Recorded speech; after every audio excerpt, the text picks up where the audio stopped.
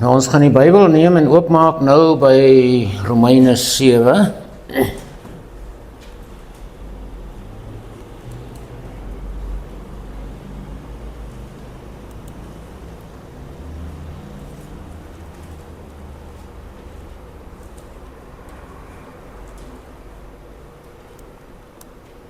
Net weer klaarmaak. Romeine 7.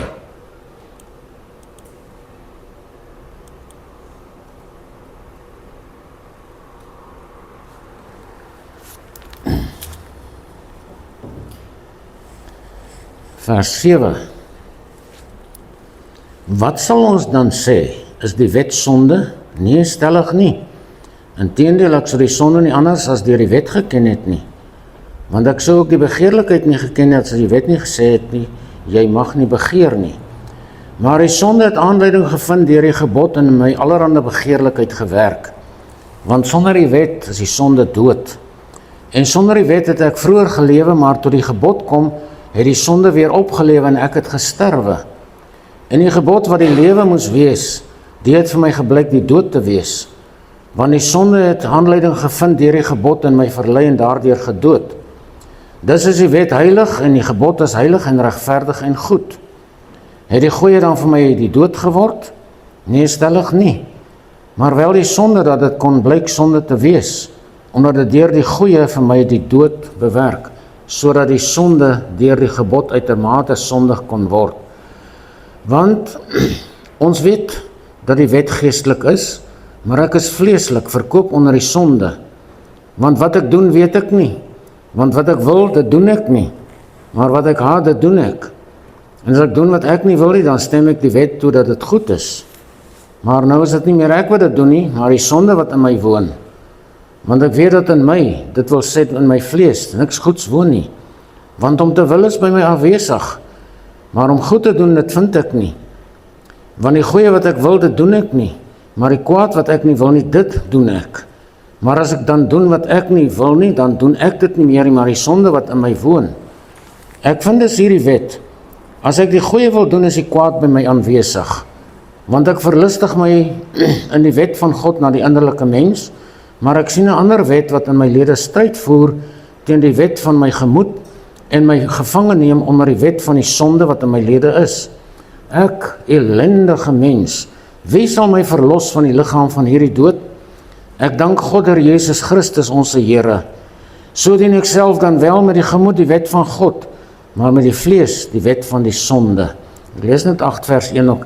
Daar is dan nou geen veroordeling vir die wat in Christus Jesus is nie. Vir die wat nie na die vlees wandel nie, maar na die gees. Net tot so ver. Nou, die tema van môre is, julle verstaan nie. Julle verstaan nie. Ek sê nie julle nie. Dis wat ons van ander mense sê, as hulle met ons sukkel. As hulle na ons kyk en hulle sien hoe patheties ons soms kan wees, julle verstaan nie. So die vraag is, hoe hanteer 'n mens die ongemak en die pyn in jou siel, as niemand jou verstaan nie? Hoe hanteer jy dit? Nou dis die strekking van die boodskap van môre, om vir ons te leer en te wys, wat hier binnekant aangaan. Ons weet almal, ons liggaam is tydelik, dis 'n huisie waarin die siel bly. En binne in die siel is daar ook die gees, maar dit nou daar gelaat, jy ken dit alles goed. Maar jou siel is die werklike jy, of werklike ek. En die oukie woon in jou liggaam. En jou liggaam gaan eendag daar nie meer daar wees nie. So, nou moet ons fokus op die siel, want dit is 'n ewig lewende wese, wat hier binnekant in die liggaam bly. En dis die belangrikste deel. Daarom sê Jesus, vrees hom nie wat die liggaam kan doodmaak, maar die siel nie kan doodmaak nie. Maar vrees God, wat die liggaam sowel as die siel kan verderf in die hel. So ons moet nie vrees vir die liggaam se stryd nie, ons moet vrees vir wat in die siel aangaan. Ons moet daarop fokus. Ons hele lewe moet nie draai om die liggaam, soos dit in meeste gevalle is nie. Die meeste mense se lewe gaan net om die liggaam, tydelike behoeftes en allerlei goeders. Maar die siel word verwaarloos, die siel word gewond, En die siel is gebroken vanaf die sondeval. So ons almal is gebroke mense. Die sondeval het die funksies van ons mens se gees vernietig. Daarom sê Paulus vir sy gemeente in Efese, julle het hy lewend gemaak wat dood was, die gees. Jy was dood in jou gees tot jy weer gebore word. Die sondeval het die funksies van die siel besoedel en beskadig. So die siel is beperk. Nou ja, die tekste gaan ek nie allemaal lees nie. Dit het ook die funksies van die liggaam beperk en besondig, sodat ons nou is wat ons is, en wat ons sien en ervaar van mekaar. So as ons nou beweer dat ons so vreeslik gelukkig is in hierdie lewe, dan verstaan ons nog niks nie. Jy is nie gemaak om so te lewe nie, ek ook nie. Jy is gemaak vir iets baie beters. So die mens wat tevrede is met die funksies van die liggaam, dat dit nou alles het en kry en gelukkig is daarmee, eet en drink en gaan te kere, daai persoon weet niks. Want daai persoon gaan nie op sy siel ag gee nie. In wese is ons slagoffers van bose magte en kragte, wat van ver af in ons werk. Van ver af kom hierdie stryd in ons lewens, selfs deur ons ouers en voorouers en sovoorts. So, ons is almal gebroke mense, weens die sondeval, op al 3 vlakke van ons mens wees, en verder ook nog in ons verhoudings. Maar, ons doen soms iets buite die normale, want ons probeer normaal wees. En as ons dan gevra word, hoekom maak jy so? Dan weet ons self nie.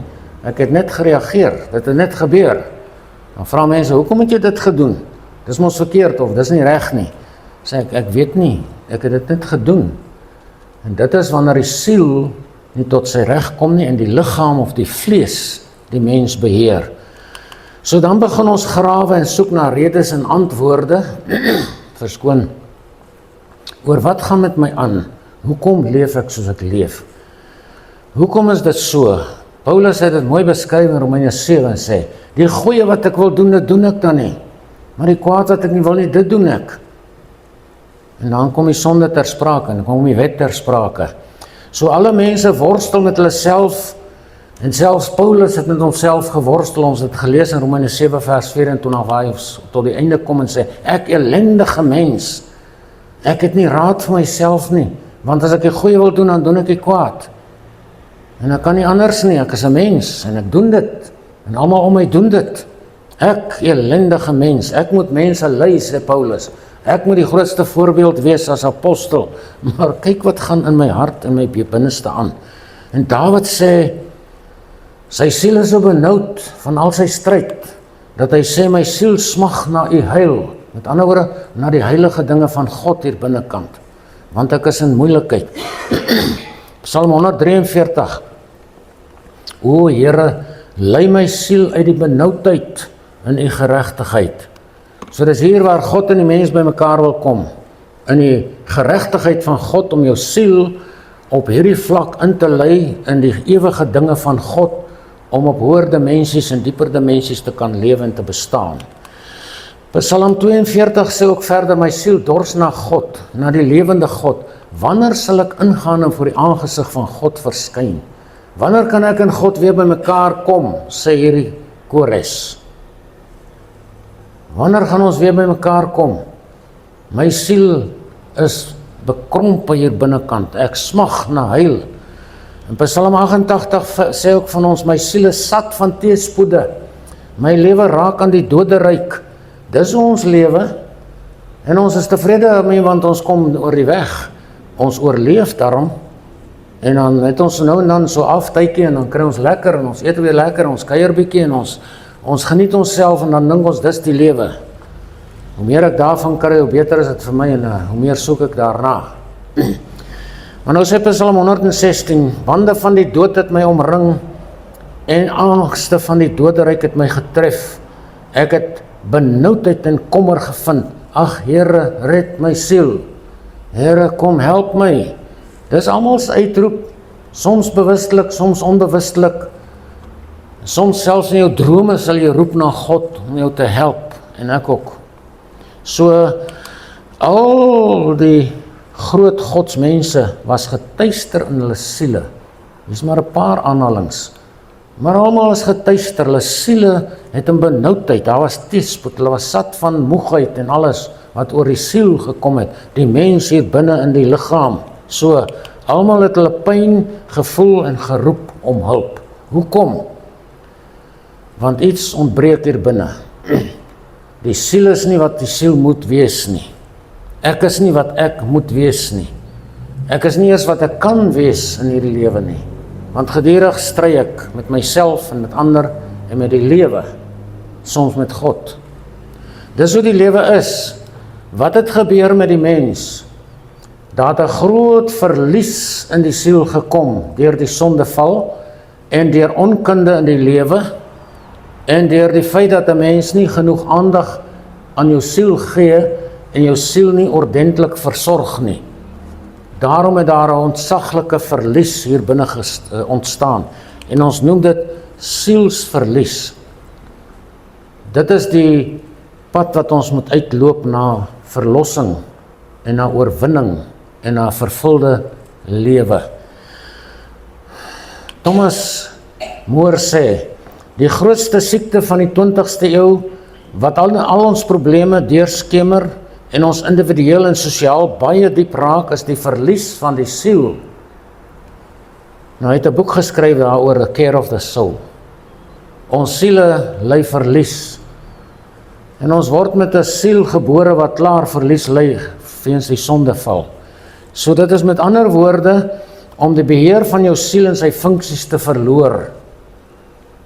En ons moet baie meer aandag gee aan ons siele. Ons moet baie meer aandag daaraan gee, want ons is gebroke mense, selfs baie kerke word die mense bedien net op die vlak van die gees en die liggaam. Die mens gaan kerk toe, en hy kom sit hier, dan word daar 'n geestelike boodskap oorgedra, sê, die Here sê, jy moet so en so en so maak, wat nie verkeerd is nie. Wat doen die mense wat hier uitgaan? Ons gaan huis toe, en ons gaan bedink dit, en ons gaan pas dit toe. En ons kyk, hoe kan ek verbeter, sodat ek volgende Sondag beter lyk as ek hier inkom, of beter voel.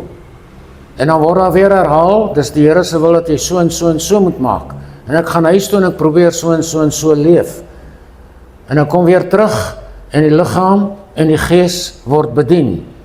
Maar in die meeste kerke word die siel nie bedien nie. Dis ook sielsverlies binne in die kerk. Dit word nie in die kerk altyd bedien nie. Ek sê nie oral nie, maar is baie selde dat die fokus van die kerk op die siel gerig is. Ja, selfs in baie kerke word die mense nie bedien nie. Die sielsvlak word nie in baie gevalle in die prediking betree en bedien nie. Maar ek weet waarvan ek praat. Ek het hierdie goed in baie jare en baie dieptes bestudeer. In baie fakulteite, en dis waar. Die kerk verwaarloos die siel. En ons sal daarby kom.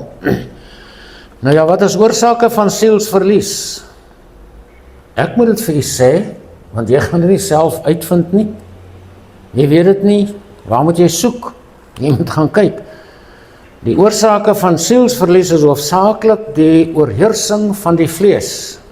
Die fokus op die liggaam, die ek wat so in die spieël kyk en myself bewonder. Behalwe as jy oud word. Oorheersing deur die vlees. Die vlees beheer die siel. Dis hoekom Paulus sê, die goeie wat ek wil, dit doen ek nie. Maar die kwaad wat ek nie wil, dit doen ek. En die wet gebruik die vlees om jou te laat sondig. Daarom sê hy, dan is dit nie meer ek wat dit doen, my sonde wat nou my woon, wat die wet veroorsaak het. Romeine sê, was 'n ontsaglike, wonderlike hoofstuk, as 'n mens dit bestudeer. Maar die oorheersing van die vlees veroorsaak dat ons 'n siel hier binne ons het wat soos 'n rosientjie lyk. Daar's nie meer lewe, daar's nie krag nie, daar's nie wil nie. Dan is dit ook negatiewe fokus. Baie mense sien net die verkeer in die lewe raak. Net al die negatiewe dinge. Dit word raak gesien, daarop word gehandel. En as jy so lewe, dan begin jou brein chemiese stowwe afskei wat jou siel en jou liggaam en alles bederf. Ek sal nog in diepte daarop ingaan as die Here ons spaar. Wat gebeur hier binnekant, hier in my brein en in my hele wese? Dis ontsettend wat daar uitgevind is wat gebeur. Geestelike onkunde. Mense weet nie van hierdie dinge nie. Mense weet dit nie. Hulle weet nie hoe moet ek lewe nie. Moet ek nou maar net kyker vir my liggaam, laat almal kan sien hoe goed is ek en hoe vorder ek in die lewe en hoe sterk is ek en wat ek alles kan bereik. Dis die onkunde. Want mense sien net mense se liggame raak. Mense sien net hulle eie liggame raak. En dit waarin die liggaam gelukkig gemaak kan word. Die middele om dit gelukkig te maak. Verwaarlosing van God se woord. Mense, as jy nie die woord van God bestudeer en toepas in jou lewe nie, verwaarloos jy die woord van God en al die krag wat daarin is, gaan by jou verby. Hebreërs 4 vers 12 sê, die woord van God is lewend en kragtig en skerper as enige tweesnydende swaard en dring deur tot die skeiding van siel en gees en gewrigte en murg en is 'n beoordelaar van die oorlegging en gedagtes van ons harte. Die woord moet hier binne kan werk. As die woord nie binne werk nie, dan beteken dit, ek verwaarloos die woord. Gedurig moet die woord in jou hart werk, en in jou brein, jou verstand, en ook in jou siel. Dan is daar onverwerkte emosionele pyn. Baie mense stikkend, en hulle loop met pyn rond, wat nie opgelos word nie. Die kerk het nie antwoorde nie. Hulle word na sielkundiges toe verwys wat hulle nie kan help nie. Hulle word gelos, laat hulle maar self sukkel en probeer oorwinning kry. En dis waarom berading so 'n geweldige, belangrike hulpmiddel is en so gemis word in die lewe, om op hierdie vlak die mens te bedien. Onverwerkte emosionele pyn. Ons sal nog dieper op in dit ingaan. Die oorsake van sielsverlies is ook vrees, angs en bekommernis. Want waarop fokus jy? Jy fokus op jou gees as jy vrees, en op jou gees as jy angstig is, en op jou gees as jy bekommerd is. En dan begin die gees die siel weer beïnvloed, en dan begin dit die liggaam beïnvloed, en dan begin dit ons verhoudings beïnvloed. Geestelike passiwiteit. Mense wat nie betrokke is in God se saak nie. Jy kan nie rondloop en sê ek is 'n kind van God, ek gaan hemel toe en ek doen niks vir God se koninkryk nie. Jy bedrieg jouself. Jy bedrieg jouself baie sterk. 'n Predikant van ouds het een keer gesê, as jy glo jy is op pad hemel toe en jy is tevrede om alleen op pad hemel toe te wees, is jy nie op pad hemel toe nie. En ek wil eintlik saamstem daarmee. Want as die gees van God in jou kom, deurdat jy weer gebore word, dan wil jy ander mense help om nie hel toe te gaan nie. En dan wil jy ander mense help om in die dimensie in te beweeg waar jy is, waar jy vrede en liefde en dinge ervaar. Dan is daar verhoudingsarmoede en stryd. Verhoudings wat gebroken is, veroorsaak sielsverlies. Nou ja, daar is baie meer te sê, maar ek gaan daarby volstaan. Die siel wil nie so leef nie. Die siel wil nie. En daarom raak die siel onthuts hier binne. Soos Psalm 42 sê, soos 'n hert wat smag na waterstrome, so smag my siel na U, o God. My siel dors na God, na die lewende God. Wanneer sal ek ingaan en voor die aangesig van God verskyn? My trane is my spys dag en nag, en dan sê hulle vir jou, waar is jou God? So gaan dit aan. Die persoon is onthuts, want sy siel roep na God, en hy weet nie hoe om dit te hanteer nie. En die siel strewe na hoër vlakke van lewe en dieper dimensies van bestaan. Om onder die mag van die vlees uit te kom is een van die strewes van die siel. Ek het gesê, sielsverlies begin by die oorheersing van die vlees. Nou wil die siel daar uitkom. En ons verlang daarna, soos Psalm 42 en Psalm 43 sê dieselfde, om uit te kom uit die beheer van die vlees.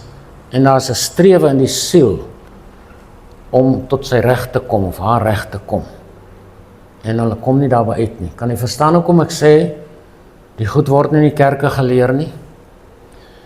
Die siel se strewe tweedens is om emosioneel genees te word, want al die siele is seer. Almal het pyn in hulle siele. Almal se emosies is versteurd. Almal se emosies is gesteur en gewond. En baie min mense weet hoe emosies werk.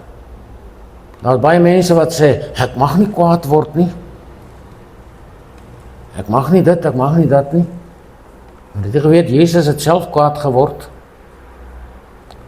As daar nie 'n balans tussen positiewe en negatiewe emosies in jou gemoed is nie, dan gaan jy nie regkom nie. Jy moet al twee die kante van die saak bedien. God het ons geskape om lig en duisternis te beleef. So met die emosies ook. Die siel het 'n streef om verder te ontwikkel. En as jou siel ontwikkel jou hart, jou gees, jou hart hierbo. Paulus sê vir sy gemeente in Korinte, julle is bekrompe, julle is toe hierbo. Julle moet bid vir 'n verruimde hart. En die hart is die sentrum of die gees van die siel. Ons siel se streef is ook om in sinvolle verhoudings gelukkig te wees en gelukkig te maak. As ons die mens bestudeer, drieledig, gees, siel en liggaam, en ons bestudeer God, Vader, Seun en Heilige Gees, dan sien ons, as ons die Bybel bestudeer, dat die Vader is gefokus op die versorging van die liggaam, daarom noem ons hom Vader, en ons sê, gee ons brood, Here. Die Seun van God is die een wat in verhoudings werk, en verhoudings is 'n sielsfunksie. Die Gees van God werk in die gees van die mens, maar Jesus, wat op aarde in ons skoene gestaan het, bring ons na die dimensie van die verhoudings. Hy is die een wat vir ons kan leer hoe werk verhoudings. Goed. So ons wil in sinvolle verhoudings gelukkig wees en gelukkig maak. Nog 'n strewe om God te aanbid in gees en in waarheid. As 'n mens buig voor God, dan is dit jou liggaam wat jy dwing om te buig. Maar jou siel is gereeld voor God gebo in jou binneste. As jy met God wandel, dan is jou siel altyd gebuig voor God, want jy wil God in gees en in waarheid aanbid. Jesus het gesê, die Vader soek mense wat hom in gees en in waarheid aanbid. En is jou siel wat uitroep na God, jou gees praat nie, dis jou siel wat praat. Dis ook nie jou liggaam wat praat nie, jou siel gebruik net jou stembande om te praat. Maar as jou siel wat na God uitroep, en wat hierdie tekste wat ons gelees het, almal laat skrywe het, my siel dors na God en so meer. Jou siel roep na God, hy strewe na kommunikasie met God. Laaste strewe, om verlos te word van onheilige of sieklike sielsbande. Mense doen goed in die lewe wat nie reg is nie, en dan word daar 'n band om jou siel gebind. Jy word gebind in jou siel, deur sonde en allerhande goed sielsbande word gevorm. Daai goed hou jou siel vas. Jesus het op 'n stadium van 'n vrou gepraat, wat 14 jaar lank aan bloedvloeiing gely het, of 17 jaar. En hy sê, hierdie vrou, wat 'n dogter van Abraham is, wat gebind is deur die band van krankheid, moes sy nie op die Sabbat verlos word nie. Ons siele net so, haar liggaam was gebind, maar die siel word net so gebind.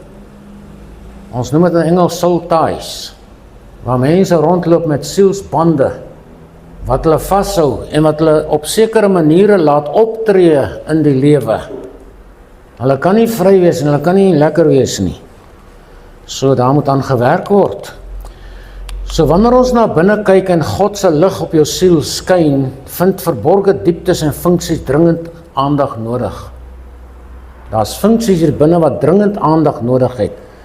Wanneer die woord van God ons verlig en die Heilige Gees ons binneste verlig, dan sien ons dieptes van onsself raak, wat ons nooit van geweet het nie. As jy die siel in die Bybel bestudeer, sal jy dit sien, of die Gees ook.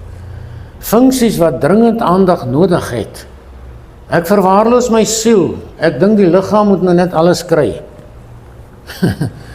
En as jy in die kerk kom, dan sê jy, jou gees moet alles kry. Maar die siel loop nakend buite rond.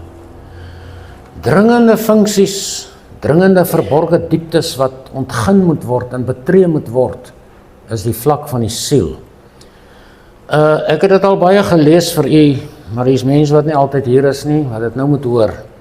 In sy boek, The Hole in My Soul, sê Henry Nouwen, there is a deep hole in your inner being, like an abyss. You will never succeed in filling that hole because your needs are inexhaustible. You have to work around it so that the abyss gradually closes. But because the hole is so enormous and your anguish so deep, you will always be tempted to flee from it. Jou siel se nood is soos 'n gat hier binnekant en ons moet dit toemaak. Maar nee, die liggaam sê, hoorie, kom ons gaan hou 'n party, dan gaan jy lekkerder voel. Of kom ons gaan drink iets, dan gaan jy lekkerder voel. En dis nie die liggaam wat dit nodig het, en dis die siel wat vervulling nodig het. Maar ons maak hy gat nie toe nie. Ons werk nie daaraan nie. Ons loop om dit en soms vlug ons weg. Vlug na wêreldse plesier, want die liggaam gaan nou lekker voel, en hy beheer ons die emosies van buite af. Ja, nou binnekant mag dit so lyk, en ek het baie al vir gewys, maar is mense wat dit ook nog nie gesien het nie, en dit gaan nou uit buitekant toe ook, waar mense dit nog nie gesien het nie. Ek kan dit afneem ook as jy wil, en by die huis gaan verder bestudeer, of jy kan dit hier by my kom afneem. Die gewonde en gebonde siel, mens kan daarom daar sien, daar is vlakke in die siel, en wanneer 'n mens gewond is in jou siel, dan is daar 5 vlakke, 6, waarin daar moeilikheid plaasvind, waarin daar stryd plaasvind. So hierdie dinge moet 'n mens leer ken en verstaan om jouself te kan help, of om gehelp te word, om by verlossing uit te kom en by oorwinning uit te kom. Die eerste vlak van 'n gewonde siel, wat altyd daarin funksioneer, is onbelede sondes. Ek loop met sonde wat ek nie bely het nie, wat nie afgehandel is nie. En as daar sondes in my lewe, wat my siel se funksies vernietig, dit is die dieper vlakke van die siel se pyn en stryd. Die eerste is onbelede sonde. En wat gebeur as daai onbelede sonde in my is? Hoe gaan dit na buite gewys en gesien word? Dit word gesien in erfsonde, die sonde wat in my woon, moedswillige sondes wat ek doen, vrees en aggressie, daai emosies wat my verteer. Dit is wanneer daar onbelede sondes is, of wanneer ek nie klaar gemaak het met my moedswillige sondes of met die erfsonde in my lewe nie. Ek laat dit toe om my te oorheers. Dis die eerste vlak van 'n gewonde siel. Die tweede vlak is onkunde. En wat is die funksies van onkunde in my lewe? Beterweterigheid. Mense wat altyd beterweterig is baie onkundig. Is ongelukkig net die ander kant toe. Ongelukkig. Hulle is twisgierig. Hulle is onseker. En baie van hulle is nog verlore. Want onkunde hou jou vas aan die ewige verderf. Hosea 4 vers 6 sê, my volk gaan te gronde weens 'n gebrek aan kennis. En die meerderheid mense op aarde het nie kennis nie. Die derde vlak is ongeneesde pyn. Hoe tree ek op as daar pyn hier binne is en seer hier binne is wat nie genees word nie? Daar is onvergewensgesindheid wat my beheer, want pyn kom van stryd af. Wantroue. Ek kan nie mense wantrou as ek seer het nie, want hulle het my seer gemaak. Agterdog, kan mense nie vertrou nie, want hulle drop my altyd. Twyfel aan mense, twyfel aan myself, en die pyn bly, daar's psigiese pyn. Dis wanneer daar nie genesing in die siel plaasvind nie. 'n volgende vlak van 'n gewonde siel is onopgeloste sake. Ons praat van in berading van onvoltooide siklusse. Daar's goed wat nie voltooi is nie, dit bly half, en dit ry my, want dit kla my. Hoe tree ek dan op? Ek is onseker, ek is verward, ek verwyd, daar is woede in my, daar is vrees in my, want hierdie dinge wil my nie los nie. En dit kom altyd terug, en word groter en groter, soos 'n monster. 'n volgende vlak van 'n gebonde siel is onvervulde behoeftes. Die siel het baie behoeftes, ons het nou 'n bietjie daarvan gepraat. Daar is baie behoeftes hier binnekant, wat nie vervul word nie. Nou wat nou? Ek gaan so optree. Ek leef in pyn. Ek leef in vrees. Ander leef in welis. Ander is afhanklik. Ander het wanbegrippe van die lewe. Ander is minderwaardig. Hulle self voel minderwaardig. Minderwaardigheid is maar 'n teenpool van hoogmoed. Die laaste vlak is sielsbande. Daar's bande in die siel wat my vashou. Dinge wat ek gedoen het, wat my gebind het. Hoe manifesteer dit? In seksuele onbeheerstheid, onheilige verhoudings, molestering, verkrachting, pedofilie, en al die goed, jy kan die lys so lank maak. Ek het nie plek daarvoor nie. Maar dit is wat 'n mens gebeur, as jou siel verwaarloos word, as jou siel se behoeftes nie aangespreek en opgelos word nie, dan is dit wat met jou gebeur. Nou wat doen ons as ons so is stikkend is die binnekant, as die pyn so erg is? Ons doen self iets daaraan, want ons wil die liggaam gelukkig maak. Wat doen ons nou? Daar is verdediging wat ons instel, verdedigingsmeganismes wat ons instel om hierdie gewonde siel beter te laat voel. En ek gaan dit 'n paar noem. Die eerste is selfgelding. Man, los my uit, ek is wat ek is. Ek kan nie gehelp word nie. So gelaat en so gelaat staan. Of so gemaak en so gelaat staan, sê die ou mense. En hulle weier om te verander. En die kerk help hulle nie om te verander nie, om te sien, jy moet verander nie. Romeine 12 sê, jy moet verander in die vernuwing van jou gemoed. Die tweede verdediging van die gewonde siel is selfbeskerming. Trek my terug van mense wat my kan seermaak. Kom weg van dit wat my pla. Gaan woon in 'n hoekie, in eensaamheid. Raak bekrompe in die gemoed en vlug weg van die lewe af. Selfbeskerming. Selfvertroue. Anders sou dit om en sê, ek vertrou, ek is sterk genoeg om die lewe te face en alles wat na my toe kom reg te sien. En hulle begin veg. Hulle begin veg teen die lewe. Hulle begin hulle self opbou. Nie die siel nie, maar die liggaam. Hulle begin hulle oefen, begin sterk word, fiks word, om die smart hier binnekant weg te steek agter selfvertroue. Baie probeer hulle selfbeeld verbeter. Ons sit en ons kyk na onsself in die spieël en ek sê, hier's 'n ding wat nie lekker is nie, ek gaan volgende keer daaraan werk en dan moet dit beter lyk. My selfbeeld, die beeld wat ek uitstraal na buite moet beter wees en ek begin meer besadig optree. Ek begin meer versigtig wees wat ek doen en wat ek nie doen nie. En dan verbeter my selfbeeld. Alles is boos. Die laaste is selfverbetering. Ek het klaar daarvan gepraat. Maar ek moet myself verbeter, want ek pas nie oral in nie, en mense aanvaar my nie so lekker nie, want ek is nie wat hulle wil hê ek moet wees nie. Ek myself verbeter, die meeste werk ook nou weer aan die liggaam en so aan, en dan sekulêre dinge soos sekulêre kennis, ek moet slim word, ek moet uitstyg oor die mensdom. Dis die gewonde siel wat so optree, en 'n gebonde siel wat so optree. Die roepe van die siel is groot. Psalm 44 sê, ontwaak, waarom slaap u, Here? Word tog wakker, verstoot nie vir ewig nie. Waarom verberg u aangesig? Vergeet u ons ellende en ons verdrukking, want ons siel is in die stof neergebuig. Ons buik kleef aan die aarde. Staan op tot ons hulp en verlos ons om u goedertierenheid ontwil. Die siel is in die stof neergebuig.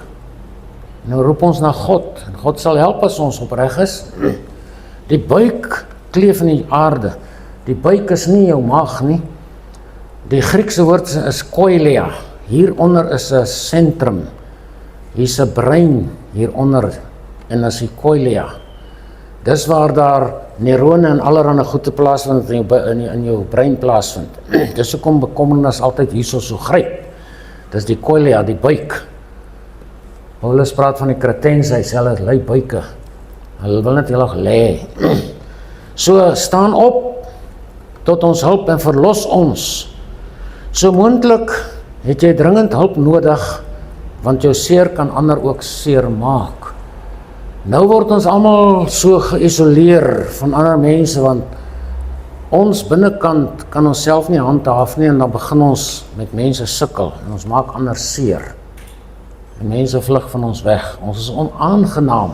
Ek sê nie jy nie, ek praat van ander.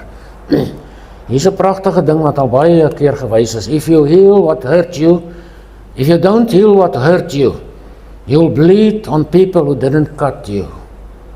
As jy nie gesond gemaak word die binnekant nie, gaan jy ander mense beïnvloed met jou seer, met jou stikkende siel. En dis nie die moeite werd nie. So, die siel moet omkeer. Daar moet 'n omkering plaasvind in my lewe, geestelik, psigies en fisies. Dit begin wanneer ons soos Psalm 42, soos 'n hert wat smag na waterstroom, en hierdie ou wat nou gebid het, Here word wakker. Daar begin dit. Wat is die beskrywing van hierdie situasie? Radeloosheid. As ek nie radeloos geword het nie, kan ek nie gehelp word nie. As ek radeloos is, gaan ek soek na perspektief. Wat is my probleem? Soos die verlore seun in Lukas 15. Jy moet perspektief kry. Die Bybel sê in Lukas 15 van hierdie seun, hy het tot homself gekom. Met ander woorde, hy het perspektief gekry op sy situasie, en toe begin hy self kommunikasie toepas, en toe begin hy 'n besluit neem, ek sal opstaan en terug aan my pad toe. Die volgende is die motivering wat hy gehad het. Ek sal opstaan en teruggaan, daar waar ek gehelp kan word. Motivering bring jou by die spul van jou gees, siel en liggaam se behoefte, as dit nog nie vervul is in hierdie saak nie, naamlik wedergeboorte. As jy nie weergebore is nie, gaan al hierdie goed plastiek wees. Dit gaan nie help nie, dit gaan nie werk nie. Jy moet weergebore wees om verlos te kan word, en om genees te kan word, en herstel te kan word. Goed, na wedergeboorte moet ons verlos word van dinge wat aan ons kleef, van dinge wat met ons saamkom vir jare dalk al.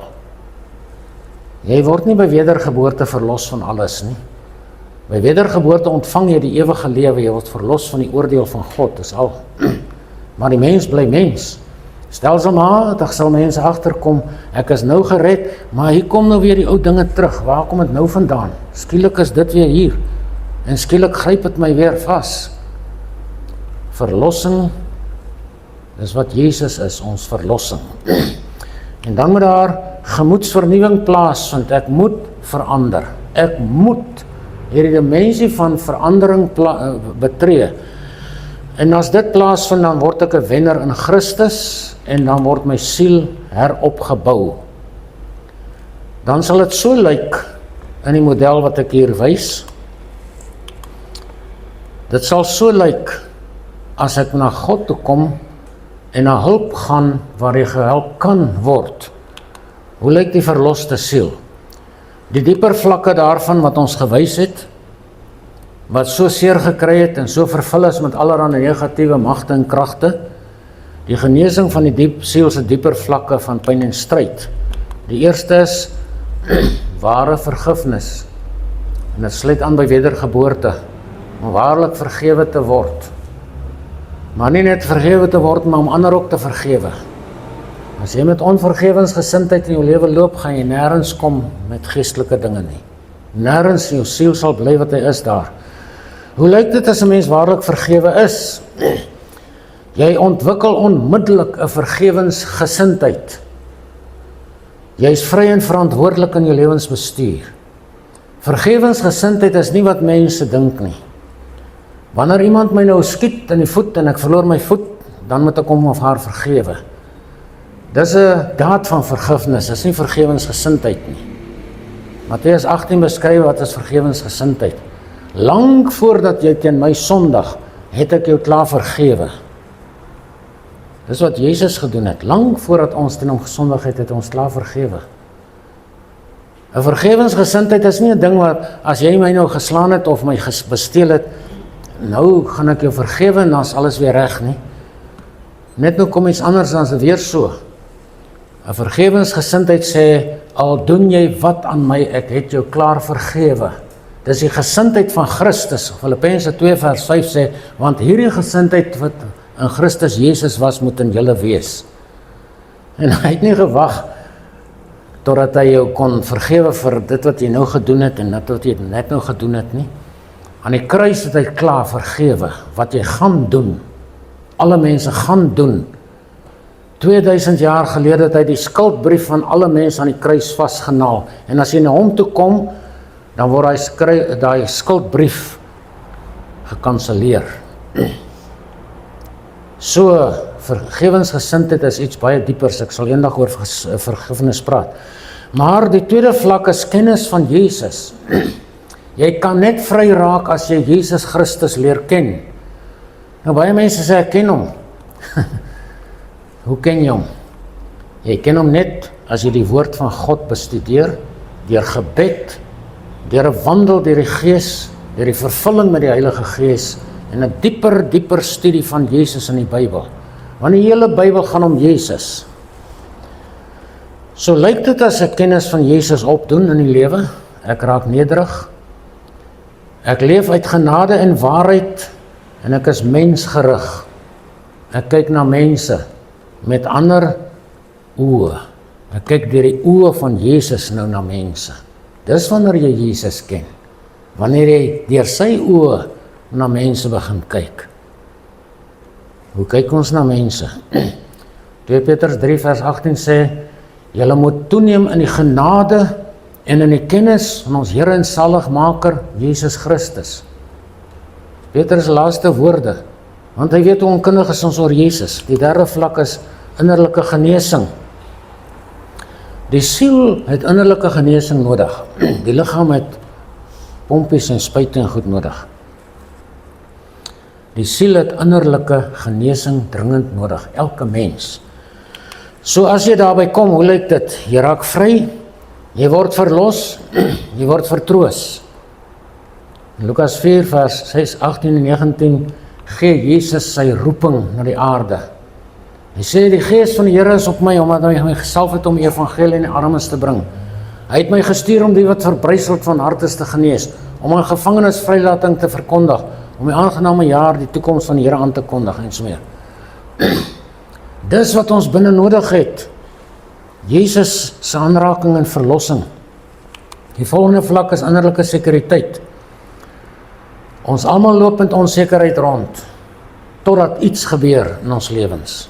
Totdat er iets in ons lewens gebeur, is wanneer ons die vrug van die Gees aanvaar. Liefde, blydskap, vrede, lankmoedigheid, vriendelikheid, goedheid, getrouheid, sagmoedigheid, selfbeheersing. Dit gee vir ons sekuriteit in die lewe. Nie my geld in die bank, of my huis, of my kar, of my omheining om my huis nie. Sekuriteit kom van die Gees van God af. En hierdie vrugte van die Gees moet ons baie diep bestudeer, om dit ons eie te maak, sodat ons innerlike sekuriteit kan kry.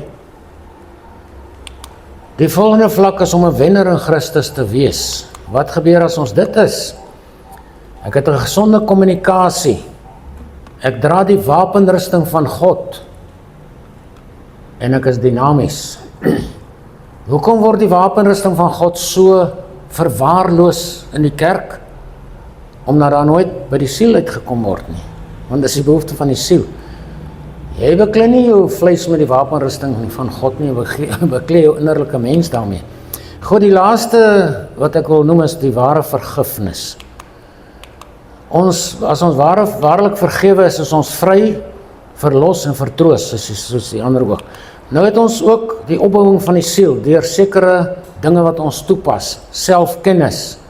Ek moet weet wie is ek, wat is ek hier binnekant, ek moet weet wat gaan hier binne aan, selfkennis, selfbeheersing, die vrug van die Gees, of die mag wat die vrug van die Gees afrond en toemaak, is selfbeheersing. As mense nie selfbeheersing het nie, is hulle nie verlos nie. Selfbegrip, hoekom trek so op? Hier is iets in my siel, in my gees, in my hart iewers wat nie reg is nie. Selfbegrip. Selfverloning. Dis die krisis van alles. Wat Paulus sê in Galasiërs 2 vers 20, ek is met Christus gekruisig en ek leef nie meer nie. Ek leef nie meer nie. Ek bestaan nie meer nie. Ek het myself verloon. Jesus sê, as iemand agter my aankom, moet hy homself verloon en sy kruis opneem en my volg. Die laaste is selfkruisiging. Dit is eintlik wat ek nou klaar genoem het. Selfkruisiging. Myself verloon en moet gekruisig word. Goed. So, dis die verloste siel. Hier is 'n raad wat ons moet aanvaar. Hy sê, God will only mend your broken soul if you give him all the pieces. Jou hele siel met alles wat daar binne nie reg is nie of reg is, moet jy na God toe bring. Want Jesus, wat ons verlosser is die een wat met ons siele werk. En hy wil nie by jou verbygaan nie. Hy wil nie, jy moet by hom verbygaan nie. God will only mend your broken soul if you give him all the pieces. Moenie iets weghou van God af nie. Hy weet alles. Moenie met iets loop wat nie die moeite werd is om te dra nie. Want jou siel gaan skade ly. Hebreërs 12 vers 4 sê, daarom dan moet ons met mag stry teen sonde. Ons moet veg tot die bloed loop. Paulus berusp sy gemeente, hy sê, julle tot nog toe nie ten bloede toe weerstand gebied nie, hulle stryd teen die sonde nie. En net so die dinge van ons siel, ons moet veg totdat ons wen. Jy moet 'n wenner word, asseblief, begin werk daaraan. Dankie Here, dat hy ons so wonderkunstig gemaak het, meer wonderlik as die engele, meer wonderlik as enigiets anders wat hy geskape het, want ons is die kroon van die skepping, ons is die fokus van die hart van God. Sal hy ons help om verlossing te vind in Jesus, deur die werking van die Gees en die woord van God. Asseblief Here, ons het dit nodig. Daar's mense daar buite wat daarna kyk en hoor, en hulle dalk dringend nodig. Kom Heilige Gees, werk saam met hierdie waarhede om mense vry te maak asseblief. Amen.